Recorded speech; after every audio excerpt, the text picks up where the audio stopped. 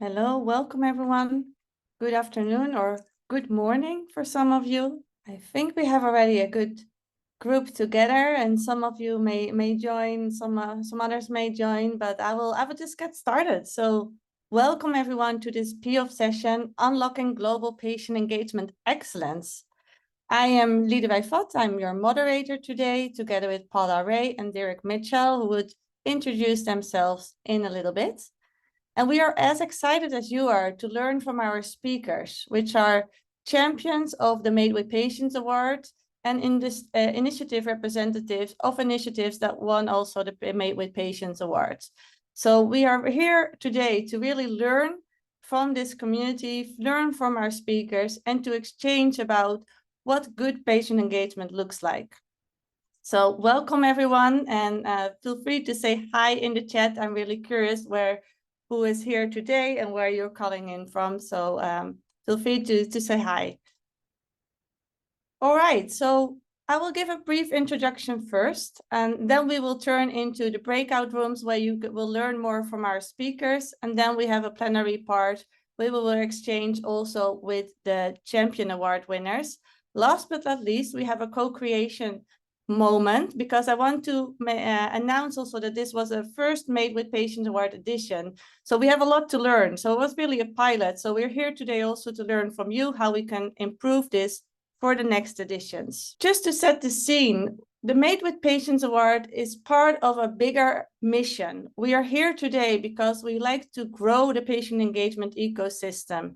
And we can do this by sharing best practices, by learning from each other, and by provide inspiration to each other. So the Made with Patients Awards is an initiative to identify good practices and to being able to share those with you, like we are doing today in this patient engagement open forum session. Because I've been part of the patient-focused medicine initiative for a few years now, and I have seen many patient engagement examples, but I have to say I was super excited to see many more examples that I even knew before that are around globally. So it's a really great initiative to learn from more examples and see what's going on in the patient engagement community. Doing this, we are also co-creating together kind of reference point of what patient engagement looks like and what good patient engagement looks like. So we're bringing that all together. And with this kind of inspiration and guidance, we can facilitate patient engagement expansion in medicine development, medtech, digital health, and beyond. So it's really our mission to make excellent patient engagement a common practice. So for those of you who are new to the patient engagement open forum session, I will briefly introduce this kind of room that we're in together. It's a series of virtual and in-person events where we work together in a multi-stakeholder context towards stronger engagement.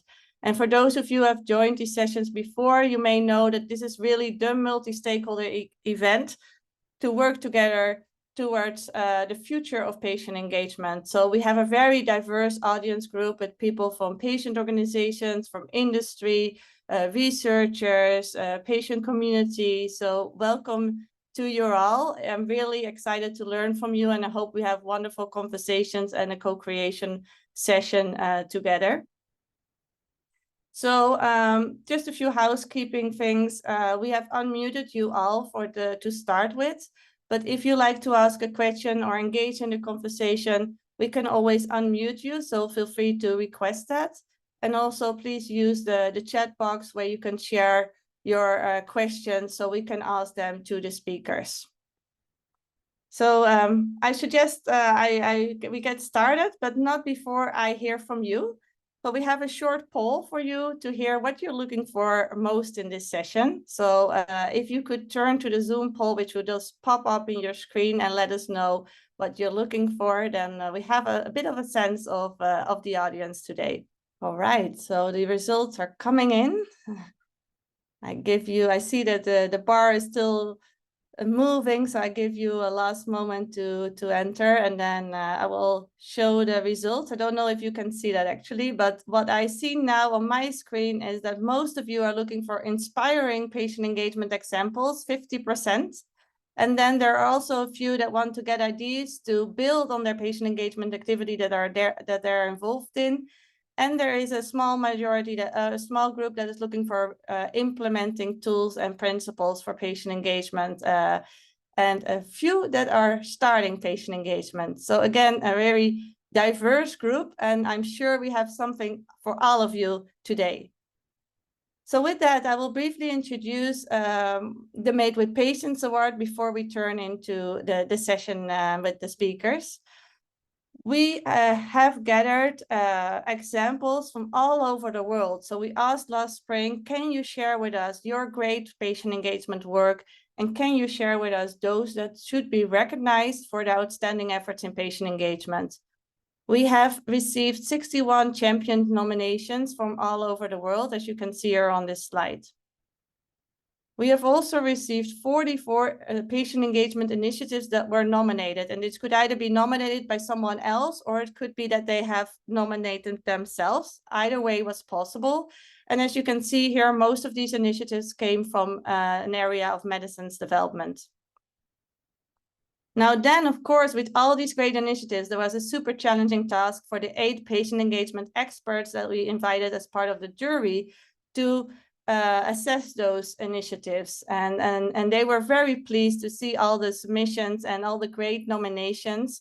Here you can see the jury members, and I would like to thank them again for their outstanding efforts and the expertise they brought. We had a very interesting and good conversation, so thank you again. And for those of you who are joining today, feel free to share your experience or your thoughts in the chat. Today, Paula and Derek, who joined the jury, are also moderating with me this session today, so I would like to invite them to briefly introduce themselves. So Derek, do you mind going ahead first? Thank you, Leadaway. Hello, everybody. My name is Derek Mitchell. I'm the CEO of iPosy. That's the Irish platform for patient science and industry. And I guess when I was invited onto the jury, my initial reaction was, well, I guess I'm not nominated for any of the awards then. So there was a kind of a sense of trepidation in terms of what my role would be. But I think that wherever the inspiration for the awards came from, I think that in this first iteration, I think that the impact that it has had on both members of the jury, the people who are nominated, and also the people who are at the awards ceremony was that it's rare you're in a room where I think everybody just becomes just so inspired by not only the examples coming from those who were awarded the awards, but I think what it did was that it gave all of us in this community just the motivation to keep doing what we're doing and to learn from each other. So as an award ceremony, I thought that that was unique. I've been at a couple of award ceremonies in my time, and that was just a wonderful shared feeling in the room. So yeah, looking forward to learning from the good, bad, and indifferent from it. So delighted to be here. Thank you, Derek. Wonderful message. Thank you. And Paula, may I ask you to introduce yourself as well? Yes, thank you. Hello, everybody. So my name is Paula Ray. I'm a Senior Research Manager at the University of Oxford and have been supporting patient engagement for the last 13, 14 years. So I've been really privileged to have been a reviewer for the Book of Good Practices from the beginning, and the Made with Patients Award was always going to be the next step on that. How do we create the visibility, the greater awareness, acknowledge and thank everybody that works so tirelessly in this field? So it's been an absolute amazing pleasure to be able to be part of the jury on this. And one of the things we wanted to do was to expand the reach for the examples that were being shared. PFMD has grown over the past few years to a massive network, but even you can see the diversity of the people and the years of experience in patient engagement of the jury members, but so many of the nominees were not known to any of us, which was fantastic. And bear in mind, this time the timelines for the awards for the nominations was quite tight. So I think if we achieve this level of nominations and new awareness in this round, I can't wait to see what happens next. So just a big thank you to everyone, and an absolute privilege to be a part of it. Great, thank you, wonderful. And for any other jury members who are here with us today, feel free to also share your thoughts and experience in the chat. I will move on because we want to learn from our speakers today. So indeed, the award ceremony, as Derek shared, it was just such an inspiring and lively event. So you can see here a few pictures, but if you want to learn more, have a look at the website and you could also see more information there. What was done is we gave the awards and we celebrated the community here. So on the next slide, you can see we have awarded 4 initiatives, and those are all representatives are all with us today to share their initiative with you. And we also awarded, or the jury awarded also 4 rising stars, of which 2 are here with us today. And then in the Hall of Fame, the first one in the Hall of Fame, and many more to come, was Neil Johnson, who was awarded, who can't be with us today, who sent his apologies. So a wonderful group to learn from, and I look also forward to even more examples, even for the next edition. But for now, it's time to really learn from the award winners. So we're going to move into a breakout room, and what we have set up is a kind of speed dating format. So you will hear from 2 initiatives, and then 2 other presenters will join, and they will also share their initiatives. During that breakout, there's time for questions, and I encourage you to prepare your questions and share them in the chat. We will do as best as we can to answer them all. But again, it's a speed dating format, so should we not able to answer all your questions, we would be happy to connect you, and then you could dive into the initiatives further after this session. And we're also happy to share their slides and any resources that they have shared with us. So with that, I suggest we're going to go into the breakout, and I wish you an inspiring session. Thank you all. Sorry, I was by mute myself. Thank you all so much for joining. So now we're going to hear from the other 2 awards that have been showcased today, award winners that have been showcased today. So first we've got the Multiple Sclerosis Implementation Network, and then we will have implementation, the WeCan Guiding Principles on Reasonable Adjustments, Legal Adjustments from Janssen. So can I hand over, sorry, can I hand over to you, Amanda? Sorry. Of course. Thanks, Paula. Super excited to be here. And I have to say, we were so honored to receive this award from you all. So I'm Amanda Montague. I'm the Chief Mission Officer for the Multiple Sclerosis Association of America.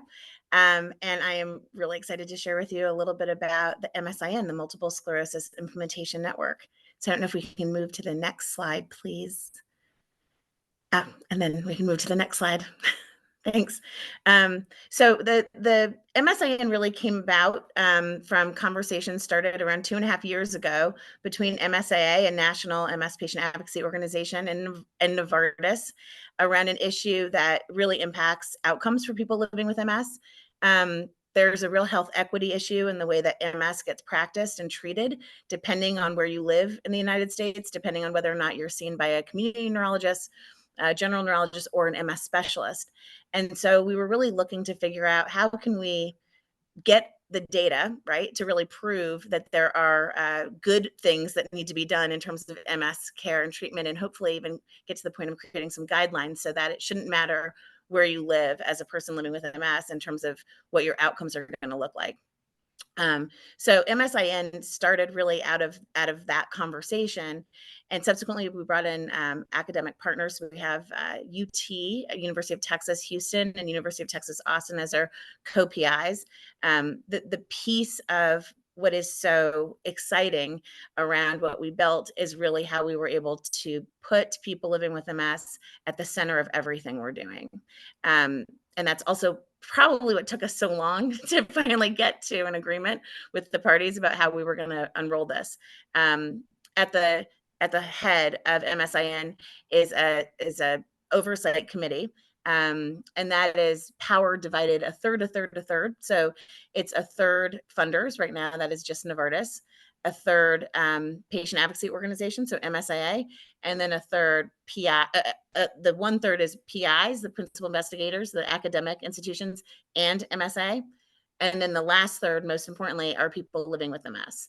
And as you can imagine, right, it's challenging probably for any of those groups, entities, to cede power away. And I think particularly hard probably for those who are funding something like this.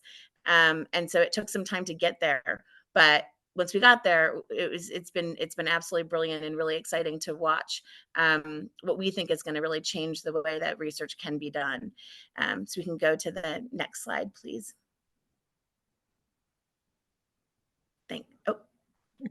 Perfect. So MSIN is actually run by the patient advocacy organization, so run by MSAA. We have 2 steering committees. So one is going to be patient, care partner, and key stakeholders. So we're going to be inviting all of the MS nonprofits to join us in this work. So it can be a collectively owned research project. And then we are going to have a scientific advisory board that's going to be more of the scientific side of MS neurologists and the clinical folks. And we have people living with MS who are also embedded in actually working on the project. So we'll play a critical role in terms of how we digest the information, how they make meaning out of what we're collecting, the questions that we're asking, and then of course, how are we going to disseminate this in a meaningful way to the larger MS community? So I will leave it there, but to say that this was a long journey to get us to a point of launching, and this award, I think, sent all of us over the moon. It meant a great deal to all of us who tried so hard for some time to see if we could actually accomplish what felt sometimes to be a very steep road. And we are super excited to be on our way of really showing how we can do research with patients at the lead of that research. So thank you. Thank you so much, Amanda. That's so inspiring. And actually, I'll be sort of sharing what some of the key comments from the jury members were. And one of them was an inspiring initiative that sets patient engagement to have the greatest impact because it's deeply rooted from the start of the project.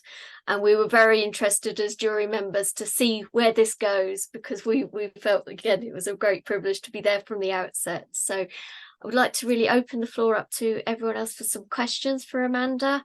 And so you can put them in the chat or let us know if you want to ask anything. And if you don't have any inspiration now, perhaps we could hear from Tracy first, our other speakers, and then maybe there's some common questions if that works for everyone. Yeah, if that's don't be shy, and don't be shy. Right, well, I'll give everyone a chance to think, and we'll move straight on to Tracy, please, to share your initiative from Janssen. Thank you so much, Tracy. Thanks, Paula. If you move on 2 slides, I actually just have the 1 slide that will have everything on it. And 1 more. Yeah, that's it. Thank you. So many thanks for inviting me along. Our team was delighted to win the award. So I'm here presenting on behalf of our project team that were involved. I am the contract manager for Janssen European Strategy Organization, what we call, it's an element within Janssen EMEA. My role includes supporting patient engagement activities. So I'm the contract manager. I support we have a centralized contracting team, and I also interact with the business teams who are involved in the activities. So part of my role is also maintaining the templates that we use. So being a member of the Johnson & Johnson family of companies, Johnson & Johnson takes all its decisions based on its credo. And in the first line of the credo, it states that patients and their families are among the first responsibilities for Johnson & Johnson. So Janssen sees partnering with patients, caregivers, the advocacy groups as critical, as we need to include the patient's voice in the solutions that we develop for patients to meet patients' needs. It helps us to stay competitive because it helps us to reduce our R&D costs, and it also builds trust between patients and the industry itself. So Janssen was one of the 16 pharma companies involved in the Weekend project. It was initiated back in 2016. Actually, it's 2019 on the slide. And it's where patient organizations, pharmaceutical companies, and other project partners got together to collaborate to look at simplifying contracting terms that can be used with patients to either patient advocacy groups or patients for engaging patients and patient advocacy groups in activities for the company. And the idea was to simplify the terms, but also to protect all the parties involved. So it resulted in the development of a set of guidelines and also a set of what they call reference templates, which are available on the Weekend site.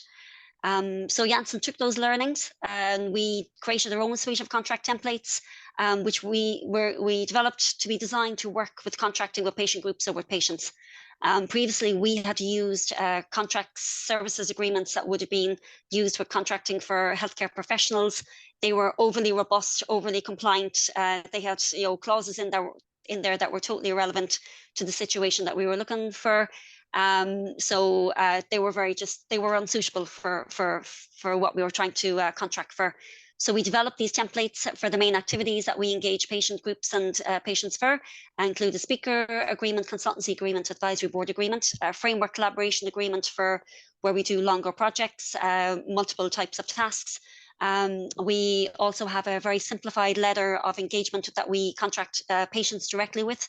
For example, if we invite them along to give a testimonial on experience of living with a disease. We've made these templates accessible within all of the organisation, and we encourage our local operating companies to take the templates and adapt them to use for their own activities. Added to that, we also looked at improving contracting efficiencies. And for example, we promote using e-signature where it's permitted within the country and also where it's agreeable by the other party. It removes the burden of having to exchange hard copies. It speeds up the contracting process, makes everything a bit more simple. And Janssen takes responsibility for routing the contract, and the other party receives an email, gets the T's and C's in a PDF form, and they simply sign, we're indicated. When reviewing our templates, we took an approach to either simplify an existing contract template or to take the Weekend reference template and adapt it for use for Janssen. We involved key subject matter experts such as legal, healthcare compliance, privacy, regulatory to review the templates. The main aim was to apply the Weekend principles where we could, but we also need to assess risk and ensure that we remained compliant from an industry perspective as well, considering that Janssen would be an FPA member. It's subject to certain compliance rules as well. And we also had to be aware of local laws, local regulations that could result in a deviation from a standardized template. And also in parallel of creating and releasing those templates, we've also made other improvements to better improve our contracting and improve our interactions with patients and patient advocacy groups. We've appointed patient engagement and advocacy group leads. These are single points of contact that interact with the patient groups. It creates a benefit for the patient group because it's a familiarity and improves trust in the relationship. And that patient engagement and advocacy lead is involved by the business teams from the beginning, and they help guide the interactions. We have also we've designated personnel from various functions to deal with patient engagement activities. So they become subject matter experts and they can guide teams as well. And these are team members from our medical affairs, healthcare compliance, legal contracting teams. So my role, I review the contracts for the patient engagement activities. I maintain our templates. I review contracts when they come from the patient groups. If they want to use their T's and C's, I draft bespoke contracts where something isn't fitting a template. We also established a patient engagement center of excellence, and these are key subject matter leader experts that would sit and meet together on a regular basis. They develop guidance for the teams. They also maintain an internal portal that provides information available to the business itself and a list of contacts. If people have questions, they know who to go to. And we've also made improvements to what we call our cross-border interaction tool, which is a healthcare compliance tool which stores all of our guidance that's required to stay compliant. So this would be if we're contracting across borders, it holds our fair market value amounts. It provides information on what local processes, what healthcare compliance approvals are needed. And we've expanded that to include patient engagement activity guidance as well, and also the fair market values for patient engagement activities. So that's what we've done. I've summarized what we've done to date. We recognize there's still more to do. We acknowledge there's still hurdles for the patient groups and patients when contracting with Janssen. In some cases, our contracts may still be a little bit legalese for someone to understand if they don't have a legal attorney. But we're happy to jump on a call. We will have a two-way conversation. If somebody's feeling a bit uncomfortable or don't understand something, we can easily have the conversation, explain it, and make sure that all parties land in a position that they're comfortable with. And I suppose as a large company as well, we are subject to the complications of that. We have different legal entities, for example, in the US that would use different templates. They would start from their templates because of the compliance issues that they need to meet. But we are looking to work with the US teams to build a set of bespoke templates that will work for engaging European patient groups and patients. So the reality is, like, one size will never fit all in our environment, but we do try to standardize where we can. But we have to be aware of the fact that there are local laws, local regulatory requirements, which may result in us having to deviate in some circumstances from using a one set of templates. So to summarize, we've applied the principles where we could. We recognize the importance of allowing for flexibility in our contract wording so that we meet, all the parties can get to a position where they feel comfortable in proceeding with the activity. And we strive to continually improve our contracts and templates, both templates and process. Thank you. Thank you so much, Tracy. And it's really good to see how far you've come, but recognise there's still more to be done. Yeah, but still more. Yeah. The constraints that you're working under as well, and that flexibility. So just to sort of share again with what the jury sort of said, it was brilliant to see that you were adapting resources that exist for your own organisations. And it's a success factor for patient engagement as a field.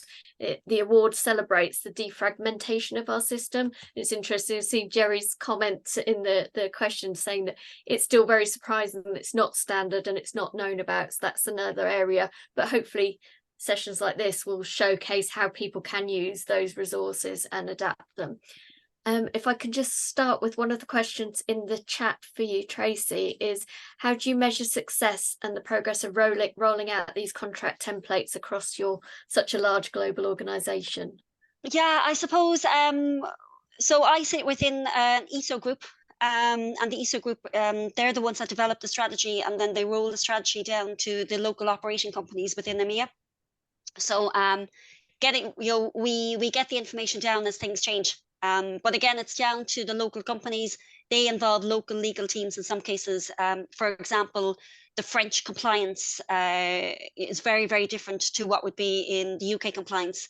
There's different rules for each of the countries. So they're still at liberty to take the templates and they have to adapt them to suit their situations.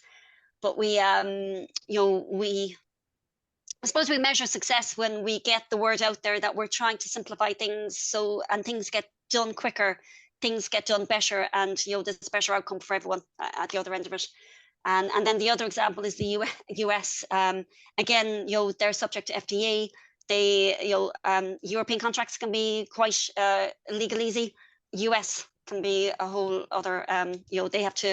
They put in everything with the kitchen sink. So we're working with them just to try and take the we can wrap principles and say, look, can you simplify things down so that it's easier to read, take out a lot of the legalese that isn't required and just put in the basics so that both parties stay compliant.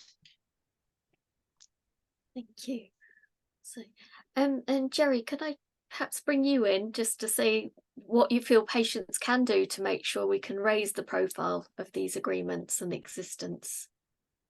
Thank you. I think it's really an awareness campaign that we probably need with pharma, and sometimes providers have these working groups as well, and they need to contract with patients and patient organizations. So patient organizations can kind of drive it. Patients as individuals don't have the bandwidth to do that, but I think a working group with US pharma organizations that have subscribed to it in Europe, that would be a good way for us to kind of come together and try to hammer out something meaningful. I love the contracts. We use them internally for all kinds of purposes because they are so readable and accessible to the lay people. So good work, Tracy. Thanks. Well Thanks, Jerry. deserved. Yeah. And I will comment, like I have seen the contracts more recently coming into us as well. So I've seen patient groups have taken them themselves and they've worked with the reference terms and adapted them to their needs as well. So they are drip free, they are starting to get out there and be used. Yeah. Thank you. Are there any other questions for Amanda or Tracy? If not, Amanda, Tracy, are you happy to share your contact details so that people can reach out? No problem at all. That'd be great, thank you. So sorry, what you popped in there, Loda? Loda, you're on mute. Did you see my question? Yes, just seen it. Did you want to? So does anyone know how infrequently or frequently is the patient or patient group who proposes the contract to the company, or the reverse? Or so reversing the initiative? I suppose from our side, the general position is we do try and use our agreements, simply because we have the agreements already adapted to fit the compliance that we need in them. But if we do get pushback, I will take a contract and I will look at it and I'll get the bare minimum compliance terms in there and just ensure there's nothing that is unacceptable to us. So yeah, my question was not my question was not to you, because you're the beautiful exception to the rule. But it's my experience that actually if I work with somebody and I am the first to propose a contract or a CDA, that becomes the thing we talk about. If you wait for the other to propose, then the best you can do is change what they sent. So back to Jerry's point about the patient community actively promoting the existence of the weekend templates. This could be, oh, you want to work with me? Here's the contract, right? And send it right out as a patient to the company, instead of saying, oh, you want to work with me? Oh, please send me your conditions, which already puts you in a different seat.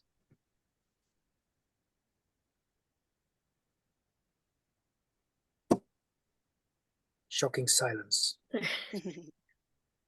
think we do definitely need that. So we've just got a minute left, and we'll, as Diana says, we'll link everybody up with all the information. And just seen that last question come in, the value co-developing these industry associations, so there's consistency. So we've certainly that's where we started from. So it's just then how you bring others on board with that, and actually having these examples, how have they been used by industry. Go on, Lodi. Yeah, I just want to give a bit of background. We did that, but it was the patient leaders who brought in the lawyers, and what we found out is that these are different company lawyers than the ones that sit in the industry association, and that's the deep disconnect. That is the deep disconnect. So that was a strategic mistake, but it was made it not being aware.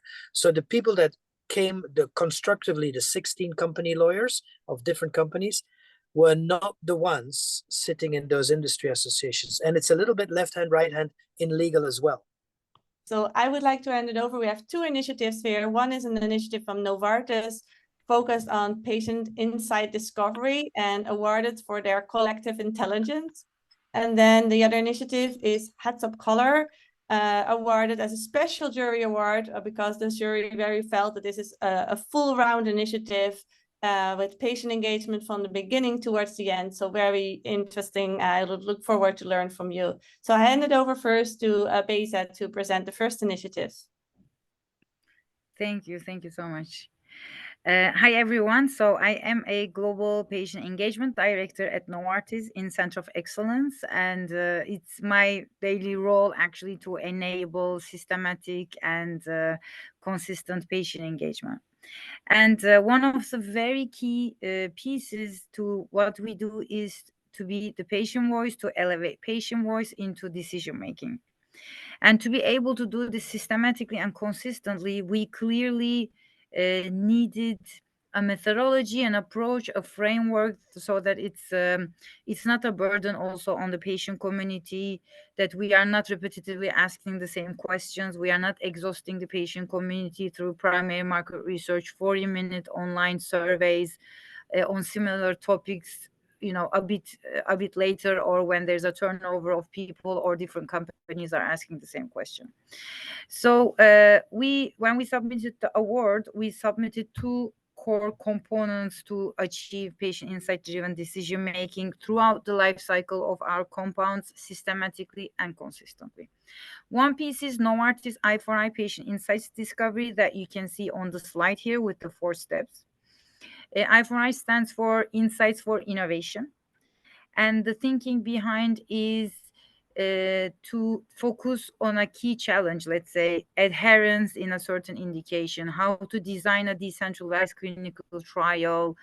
We have done so many by now. Design of a patient support program.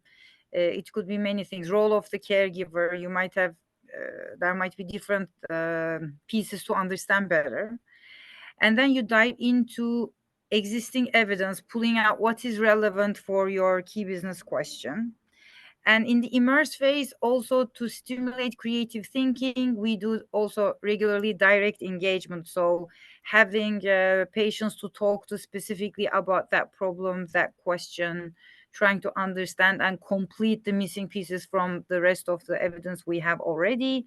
And integrate is where we generate insights through different series of exercises to stimulate our creative thinking, and also it makes it a cross-functional team effort to surface patient insights. This also really helps with patient insight-driven decision-making, that it's not the role of one function or one discipline, but it's team effort, and the whole compound team show their commitment to patients through actually doing the work. Last but not least, Inspire workshop focuses on what does these insights mean in terms of decision making and action planning, which feeds into our annual strategic planning exercise for each compound, depending on what the key business question was. So we walk out of the patient insights exercise with the action plan, so that there is no disconnect and all the patient input and the research is really influencing decision making. Now, the second component of this approach has been Patient Insights Navigator, which is a digital tool with generative artificial intelligence where we upload all our patient evidence. All the deliverables from patient engagement function is uploaded there. And tomorrow, 2 years later, 3 years later, you can always go back to search, what was the discussion at that, TPP review advisory board. And this really helps to always build on what we know, which also builds reputation that you are always approaching patient organizations and patient community with new questions, and always building on what we know. So far, we have seen so much value. I have put on the slide also link to the publication. We purposely published the approach because we have seen so much value. We are eager to lead the way that, not only Novartis systematizes, but also across industry, we can use similar approaches. Today, I give you a flavor of what that flow looks like, but depending on your indication you work on, if you work in industry or patient organization, that you can use the similar approach in a patient organization to understand what are the unmet needs of your members or what sort of support your community needs. So actually, depending on the key question, you can really use I4I, play around with it for any sort of insight need. And to systematize such an approach, we have been working with Insights Group from the UK. So I am also happy to connect people if they want to implement, play around, and adjust it to their organization, etc. So thank you so much for the opportunity to made with Patients Award. It really, I think, enabled us to give access to a much bigger community, to much easier commit to patient insights. And if it comes to what are some of the tips and tricks to achieve and come to this level, because we have been working on this now, I can say minimum 4 or 5 years. I think the biggest trick would be start small and start simple. I mean, just accumulating and making sure that, you know, all your patient engagement, patient experience data, patient life experience, however you call in your organization, is somewhere sourced together, like as one-stop shop, really enables the rest of the organization and all decision makers to make patient insight driven decision making. And the I4I as a approach, you can really play around. It's super flexible.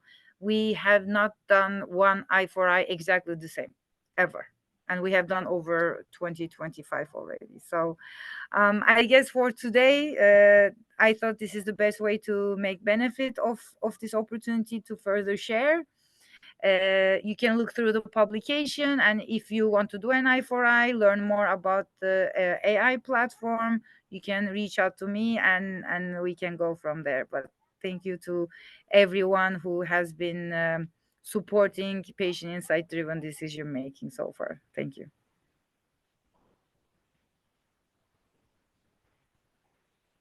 Great, thanks a lot, Beyza. Very interesting presentation. I love to see how you have started and then really implemented it and embedded it in the organization. So interesting example. I ask you all to share your questions for Beyza and about the initiative in the chat while we move on to the next presentation. So I'd like to leave the floor to Liz Bronson with the initiative's Heads Up Color. Thank you, Lidovette, and hello, everybody. Delighted to have the opportunity to share one of our projects with you and to learn from the work that everybody else is doing. So I'm Lisa Sproson, and I'm the Patient and Public Involvement and Engagement Lead for Devices for Dignity. We're part of the National Institute of Health Research, and our purpose really is to develop health technologies, whether they be high-tech or low-tech, together with people with long-term health conditions. Could I have the next slide, please? So for this particular project, we had quite a broad range of stakeholders so that we could bring together people with a wide range of skill sets. So design engineers, clinicians, health professionals, the motor neurone disease charity, but really kind of front and central, people with lived experience of motor neurone disease themselves and their families. Next slide, please. So starting right at the beginning, the need for a better neck support collar was brought to our attention by a group of people with motor neurone disease in North Derbyshire. Next slide, please.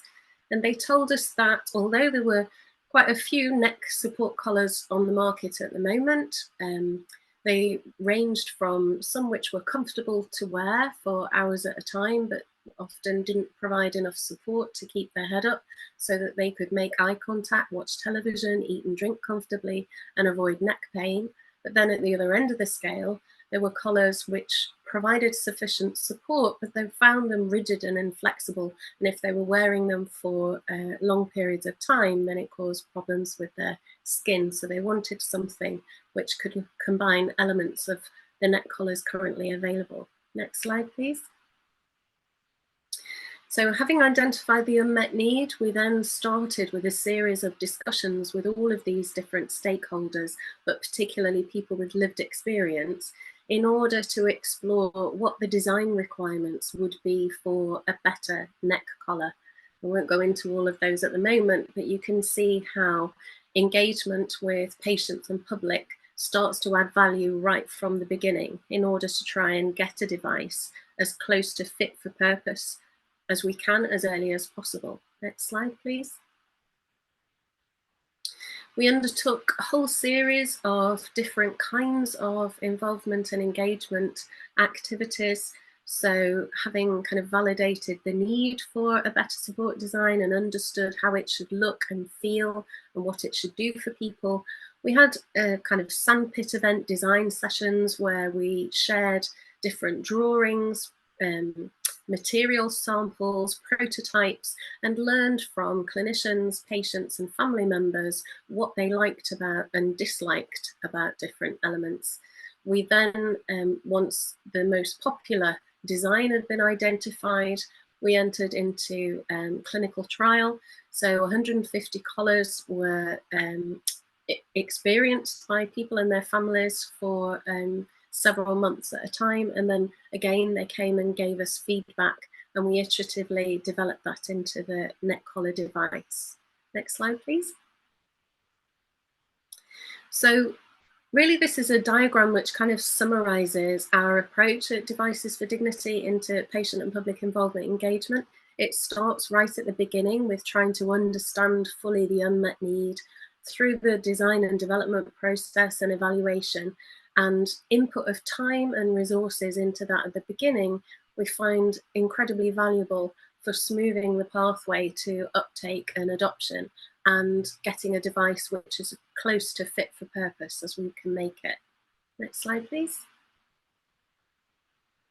So for this particular project, 88% of the people who tried the neck collar chose to keep it. They found that they were much less likely to be asked questions about whether or not they'd been involved in a car accident as they had been when they were wearing the rigid collars. They liked that the support could be tailored to their individual needs and to activities that they were doing.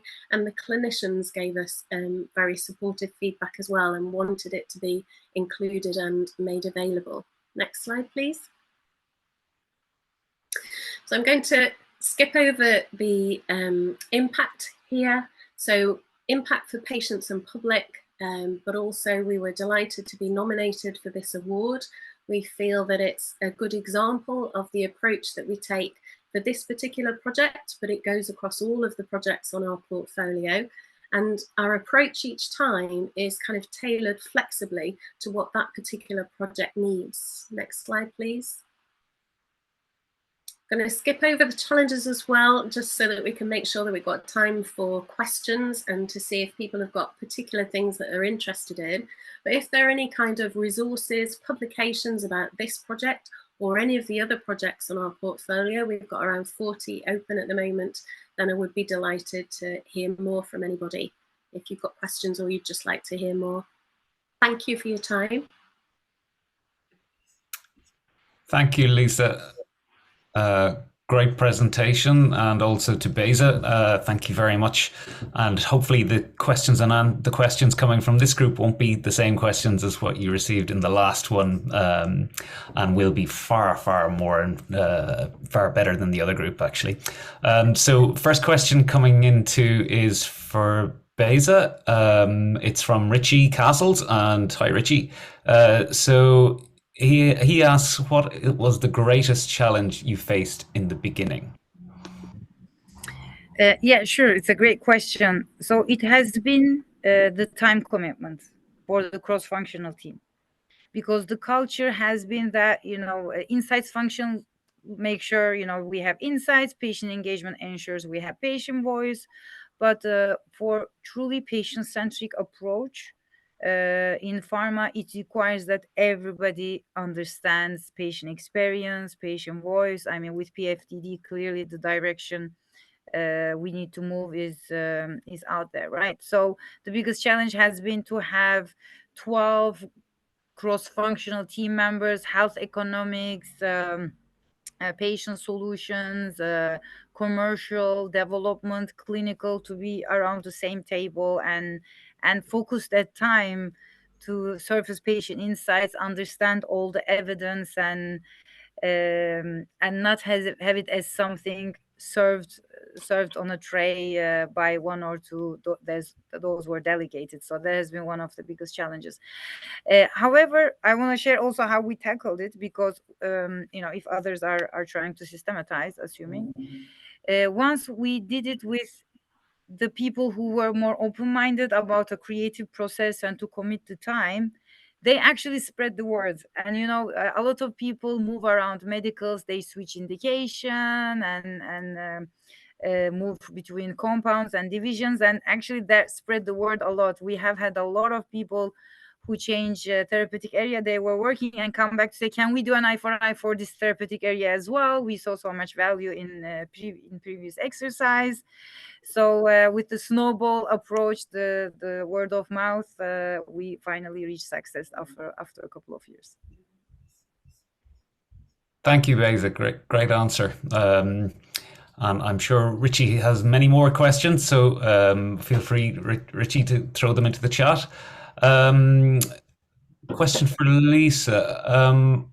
I am going to ask a particular question that I have, and from my understanding of the way that your initiative worked, is that it is truly a public-private partnership in terms of the university teaching hospitals and the companies, but also it starts with identifying the needs from patients. So, and I noticed in your challenge slide that, like most other initiatives, funding is always a challenge. And I noticed that you hadn't put funding in there, that it was more around the clinician time and the regulatory compliance. But the funding question for me is always something that I'm interested in, because in terms of the approach that you used, you identified the need from the patients directly, whereas an awful lot of maybe design or an awful lot of devices and new innovations don't always start with that that need,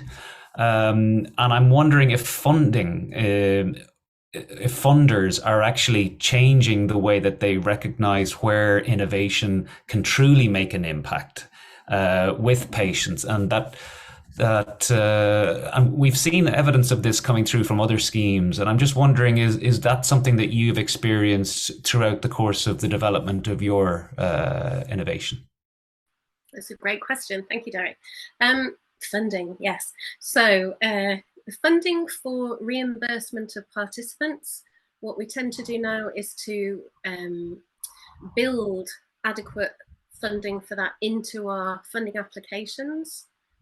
So it's really funding for clinicians that's a bit more of a challenge, because they are so busy in their time. In terms of where the need comes from, you're right. Sometimes academics or engineers might be exploring what's technologically possible. And sometimes we need to have discussions where people are doing something because they have a particular idea in mind. So an example of that might be, we're working at the moment with a group in Glasgow who wanted to reduce droplet size in order to reduce dose delivery time for people with cystic fibrosis with nebulizers. When we had discussions with those people, what they said was, actually, it's the assembly, disassembly, and cleaning of the nebulizers which is the real problem. That's why we're not always adherent to our treatment and program plans.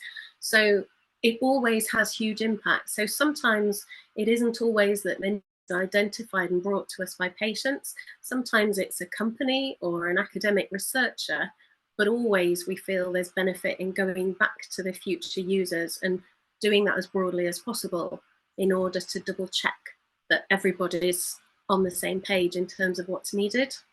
Does that answer your question? Not only have you answered my question, you've given me a new catchphrase. It's back to the future users. Oh, really like that.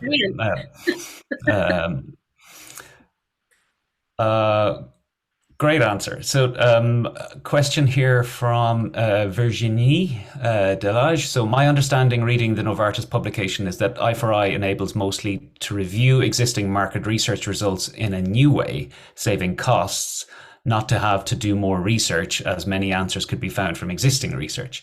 Does the methodology also apply for new research questions? Yeah, I actually wrote to her in the chat, but yeah, happy to share with everyone.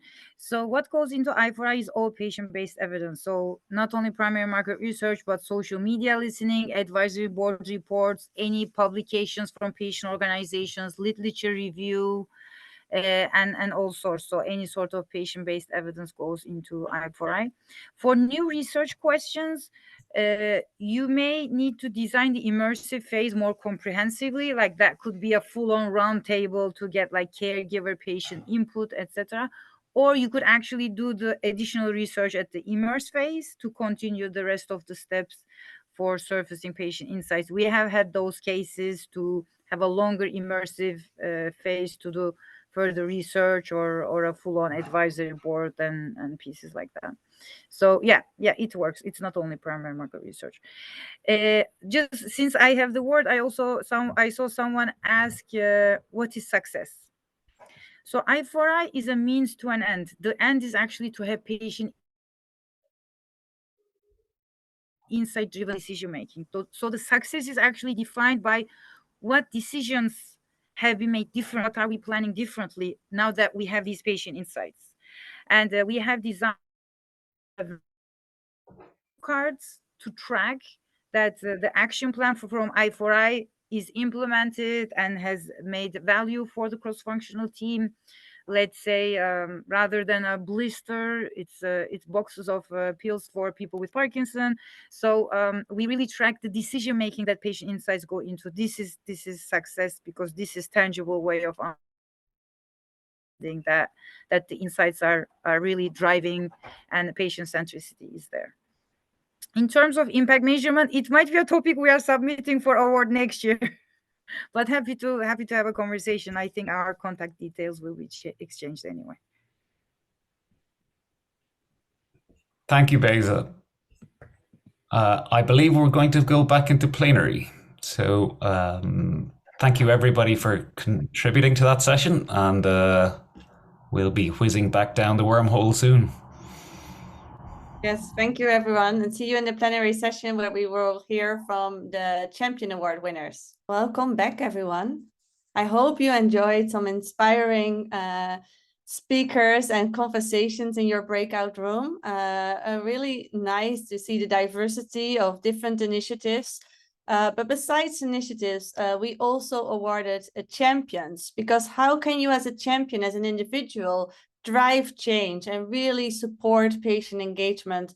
So we had many individuals that were nominated with really interesting and inspiring messages. So it was difficult to really select for champions. I think there are many champions in the community, but we have two with us today, which will share their story, their lessons learned, their path, and how they can empower their community, which may be an example for others as well. So very happy to have with us today Carrie Costello and Eileen Davies. And I would like to give the floor first to Carrie to introduce herself, then to Eileen, and then we have the conversation with the audience. And you can always share your questions again in the chat, and we will try to get to those after those little short introductions. Carrie, the floor is yours. All right. Well, good morning and welcome. Thank you for joining us today. So I did want to chat. So I work in patient engagement, and my specialty is actually working with children and youth.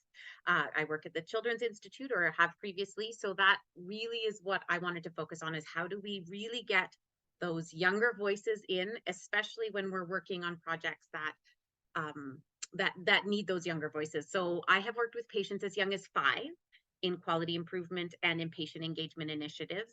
And it's an amazing thing. So I'm going to be a little bit practical, just because I know this isn't work that a lot of people are thinking about or doing.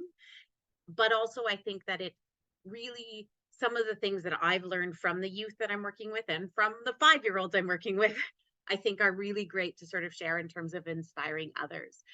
So really the first tip is always, it's someone's job and they're good at it. So when we're putting those teams together, especially if you're going to be working with youth, is there someone on that team who is really interested in hearing from youth and good at it? Having a cell phone, super duper important. A couple of tips that we ran into a lot is separate the youth from the adults.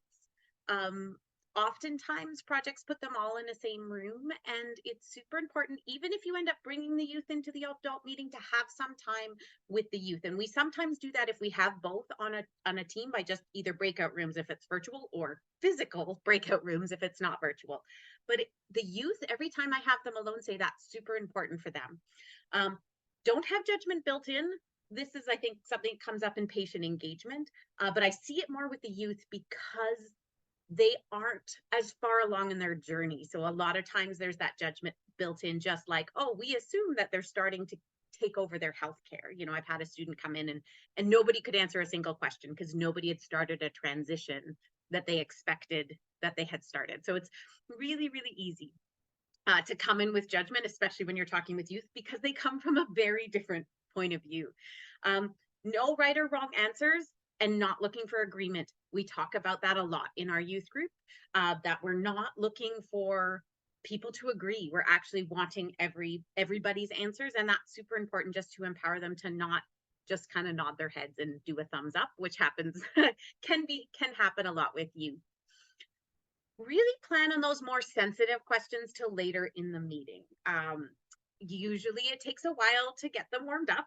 Sometimes they are more chatters than actual speakers, especially if you're on Zoom. So that sort of is helpful. Have some ways they can connect online. But if there's one thing that I want you to take away from this, it is don't say no. Don't say no at the moment.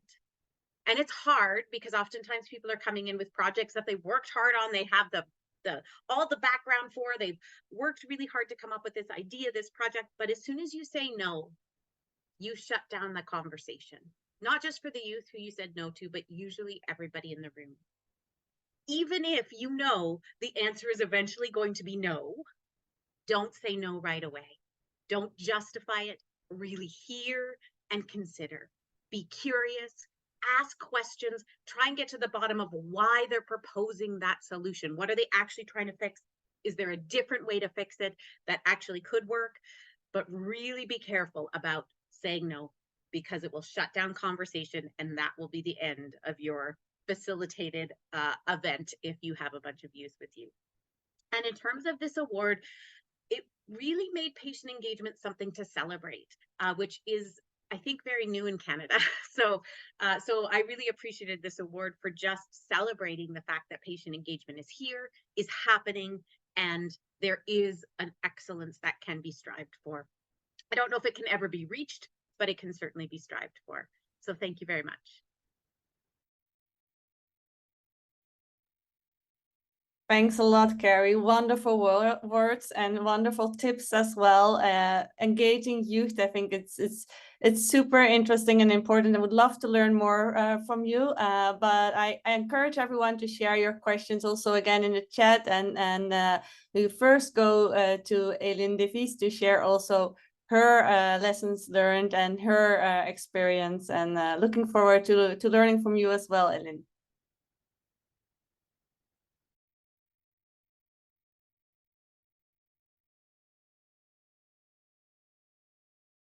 We can't hear you yet. Is that correct? Perhaps someone needs to unmute.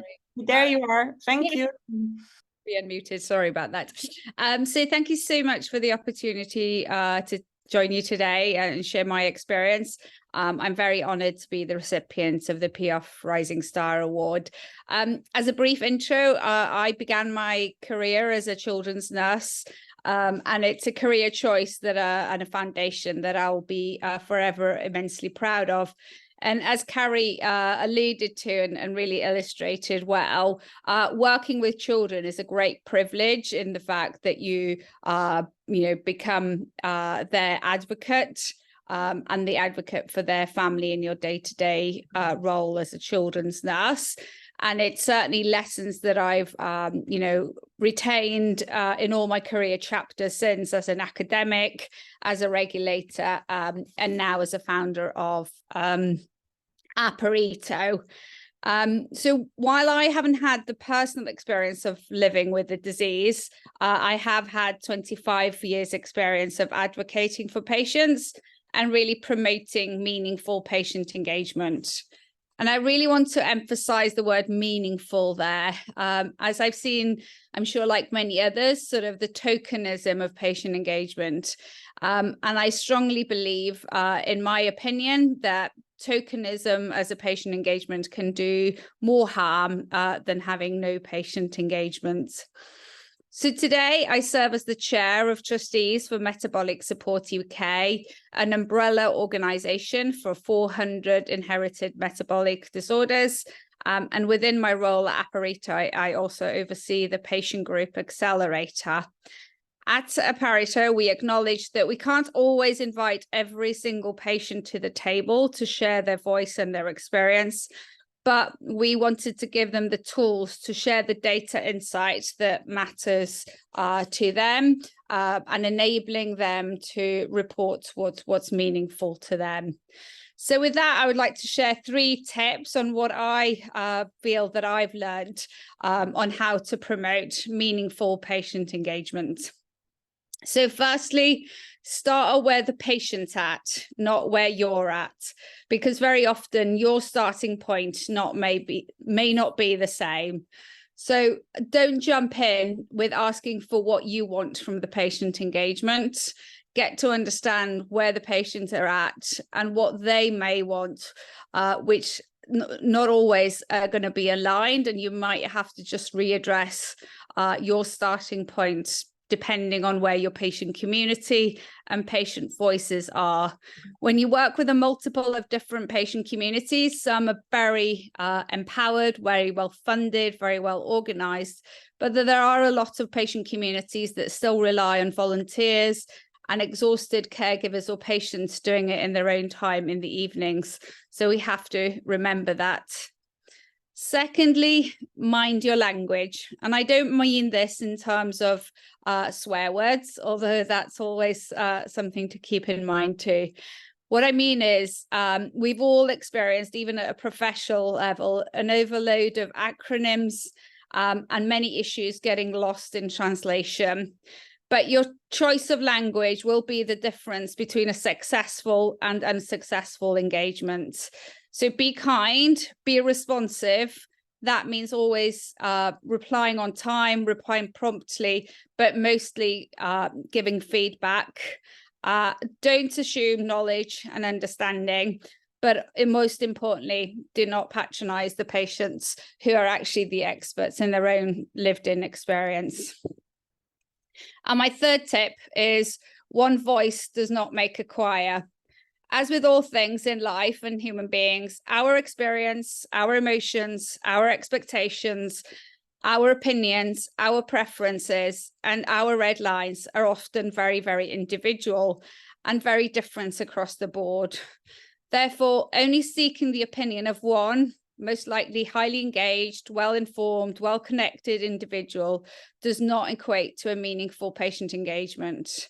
And demonstrating that you have engaged a broad and diverse group of people with lived experience will be essential in terms of demonstrating that meaningful experience. So I highly encourage, and I always repeat this quote, and it's one that I never get tired of repeating, is that if you want to go fast, go alone. But if you want to go far, go together. So they're my sort of top 3 tips and lessons learned of what we've or I've experienced that helps with the patient engagement journey. Thank you. Thank you, Elin. And I think we are running slightly over time, but I always like to just ensure that if there is a question that's being asked, that we do offer the opportunity to answer it. So there is a question coming through the chat, and I guess either of you could answer this particular one, but it's in the issue of safeguarding when working with children and how you manage that. Carrie, would you like to start? Yeah. I can jump in. A lot of it does come down to, I mean, of course, there's sort of the legal safeguards in terms of like police checks and things like that, which are, I think, are probably the simplest part. The second part is with a lot of our youth groups, we have an intermediary that understands children. And so like, you know, for example, I've had a researcher come and I had to say, like, if we're going to show these slides, we need to give warnings because you're talking about suicide in a very, you know, in a way that would probably not, it feels different to a youth.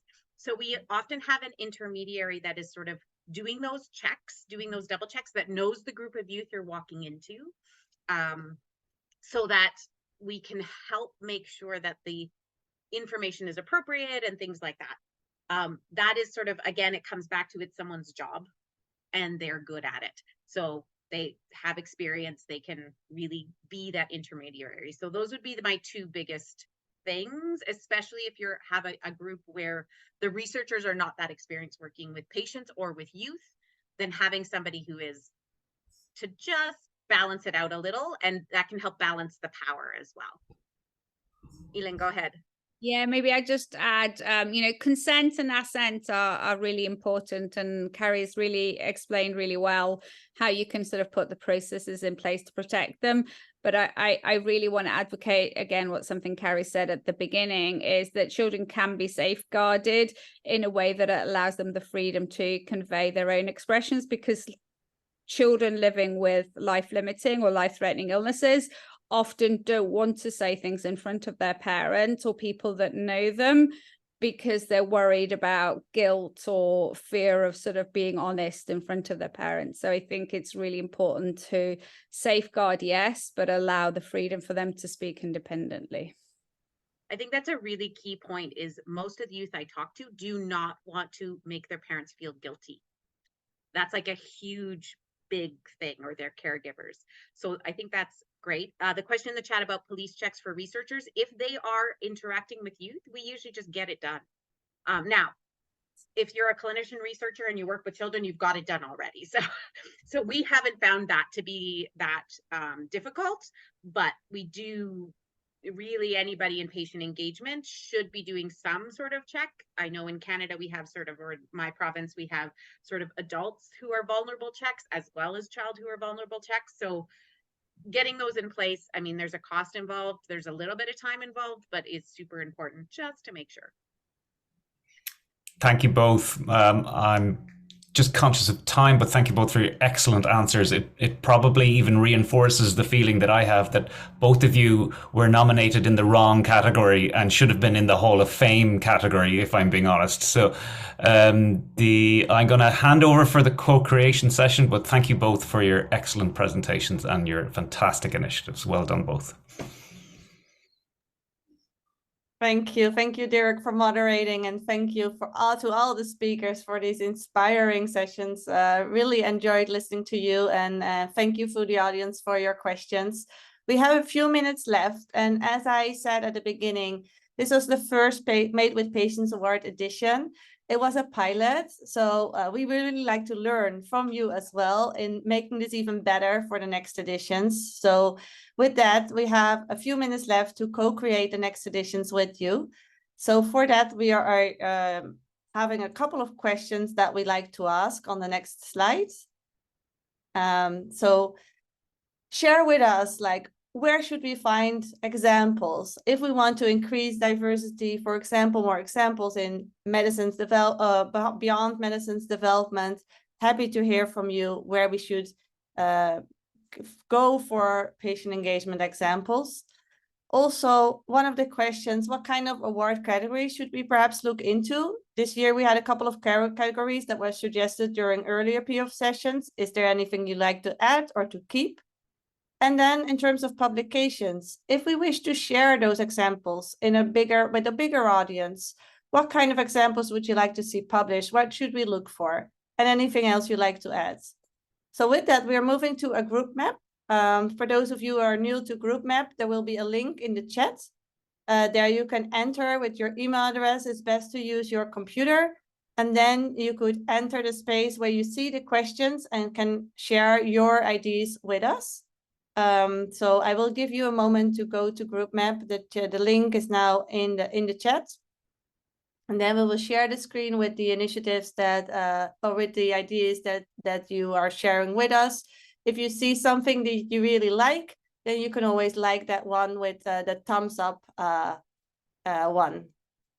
So I give you a moment to share your thoughts. Very happy to learn from you. And in the meantime, I would like to ask some of our speakers and co-moderators.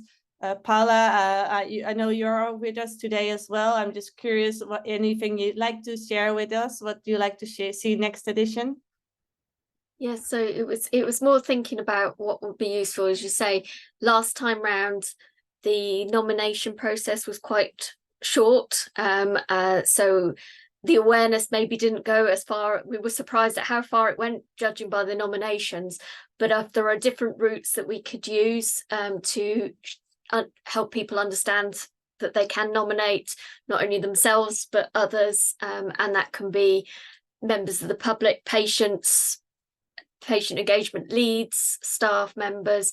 And it is very much about how we recognise this amazing workforce, the partnerships the champions that we have in this community, and just hearing from some of the impacts from our award winners, that they've found a whole new community that they can link in with. Lisa mentioned that it was so nice to see this outside of her country in the UK. There are all these other people doing amazing work that they can learn from each other, so that'd be really good. Great, thank you, Paula. I see there are things popping up here on the screen, so let's have a look what we have here already. I see in the category on the left, like where we should look for patient engagement initiatives. We should look at a suggestion of looking at articles and the names of patients as articles, patient engagement in data analysis, the screen is is moving while I'm talking, but I think there are quite a few ideas here, and a comment in the chat to look at diverse instead of diversity. Thank you for that. I'm just thinking out loud, Paula, when we also look at this category of publications, I see that there are a lot of suggestions there. Any ideas how we may go about those different examples here? So there are about impact measurement, about evaluation, a couple of those are added, and I see a lot of thumbs up for patient engagement in early phases of research. So one of the things we've been considering, so this originally evolved from the Book of Good Practice, which had great examples, which actually showed impacts, communication, all the different quality criteria around an initiative. So this was really to bring that to life and to help people see who they could link in with, who they could get peer support from. So the next step is there a way? It's quite difficult, and there's a session next week on the 3rd of October, another PEOF session on publications, because it's quite difficult to get the depth of methodology, impacts, the lessons learned and those sorts of things in standard scientific publications around research. So is there something that we could do with these initiatives? Because there were so many as a jury member that I wanted to know more about. The information we got as jury members was a bit limited, but it was like, this sounds amazing, I want to know more. So one of the plans is we will follow up, but how do we showcase those examples for everybody so others can also follow up? And we did suggest doing something similar to what we did previously at Involve. In the Involve conference, there was such a wealth of examples given in our plenary sessions, abstracts and everything, that we worked with the British Medical Journal to do a supplement. So there was something that people could refer to, reference, keep as a copy, whatever they wanted of all the examples. Because I know sometimes you could go, oh, I remember hearing that, it was a PEOF example, and how do I reference that if I want to share that with colleagues or in a paper or something? So maybe that is something we could try. Thank you. Yeah, very interesting. We have heard from the community that they would love to see more published examples, and also as a way to share internally and wider. So we will look into that for next year. I also see a couple of suggestions in the categories green area on the screen. A couple of likes are of the ones we should keep, but a couple of new ones such as sustainable patient engagement, best patient engagement programs tackling health inequities, best publication elevating patient voice, like a lot, many more. So I think what we will do is we will look into those, and if you have any thoughts, don't hesitate to share those with us. We are always relying, of course, of the examples that are out there, but what we could do is we could highlight the different categories that we're looking for and encourage submissions in these areas. So yeah, definitely we'll look into those categories and see what we could include for the next edition. Last but not least, I see a few other thoughts that were added all the way to the right with what we could do, what you would like to see, especially also in underrepresented groups, looking at diversity, publication of award-winning initiatives, and also see the way of engagement in qualitative studies. Okay, yeah, so there are a couple of suggestions here that we will look into as well. So thank you all for contributing. The group will stay open, so you could continue to add your IDs there, but I feel we are getting towards the end of this session. So what we will do is we will take your input, we will discuss that and see what we could add for next edition or for the next editions. And very much value any thoughts and any feedback you may have, or how we could also, for example, improve the submission process, because we're happy to get more and more examples in and to share those more widely with you all, because all what we aim to do is to grow the community and to learn as a group and celebrate also the great work that is out there. So with that, I would like to hand it over to Paula and share with you our next upcoming session. But before I do that, lastly, we aim to open again for submissions by the end of this year or early next year. So keep an eye on the opening and share it widely in your community. And then we aim to have again an in-person award ceremony during the patient engagement open forum in-person version in May 2024. So thanks again for all your contributions today. And then I'd like to hand it over to Paula to say a few last words. And Derek, thank you also both for moderating this session with me. Thank you all ever so much for your participation in this session and your support. And I hope you agree, it's been so amazing to hear just these examples from Ellen, Carrie, Tracy, Amanda, Beja and Lisa. These are just some of the award winners. There are so many more. And as is mentioned, there are so many more initiatives that we were our awareness was raised to, that we want to find out much more. So really excited for the next round. One of the issues was around the difference in the amount of information that was provided. So the next round will give you much clearer instructions as to what that is. And can't thank you all enough for your suggestions for the categories, the use of digital data, diversity, are all key areas, and so we will definitely be able to find that. And this process will continue to iterate as we go through. There may be different ways to celebrate different people, and be open to any suggestions you all have.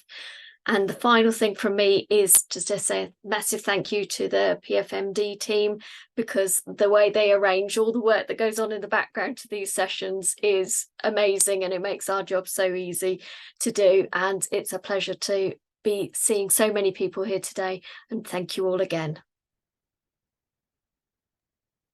Thank you, Paula. Thank you, Derek. Thank you, all wonderful speakers. I really enjoyed this session and hope to see you next time. In less than a week, or even next week, we have our next session, which is about how can we foster publications on patient engagement initiatives. So hope to see you there, and thank you. Have a nice evening and have a nice day.